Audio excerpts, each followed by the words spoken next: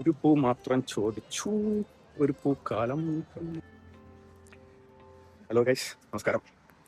ഞായറാഴ്ച ആയിട്ട് വീട്ടിൽ ചടങ്ങെത്തിയിരുന്നു.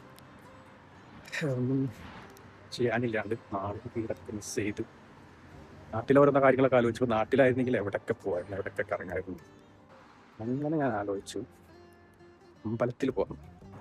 അമ്പലത്തിൽ പോയി കഴിഞ്ഞാൽ നമുക്ക് നാടിൻ്റെ ഒരു ഫീൽ കിട്ടും. നാട്ടിലുള്ള അമ്പലത്തിൽ വിസിറ്റ് ചെയ്യണ പോലത്തെ ഫീൽ. ഇപ്പം പലരും ചിന്തിക്കേണ്ടതാണ്, ഇത്ര കഷ്ടപ്പെട്ട് നീ എന്തിനാ അവിടെ നിൽക്കണേ, ഇത് കയറി പോകുന്നൂടെയാണ്. അങ്ങനെ കയറി പോരാൻ പറ്റും. നമ്മുടെ വർക്കിംഗ് മണ്ഡലം ഇതായി പോയില്ലേ. അമ്പലത്തിൻ്റെ വിശേഷങ്ങൾ കാണിച്ചു തരാം. ഇതിലേ അങ്ങോട്ട് പോകണം.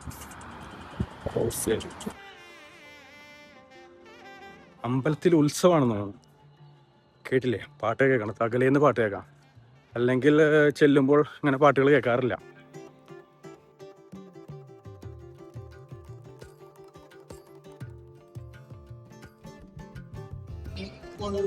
നാട് വൈബ് മിസ് ചെയ്തു വന്നിട്ട് നല്ല നാട് വൈബ് ഒക്കെ ഉണ്ട്.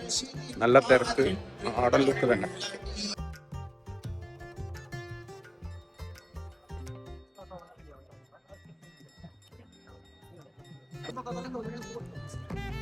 ഒരു പൂ മാത്രം ചോദിച്ചു, ഒരു പൂക്കാലം.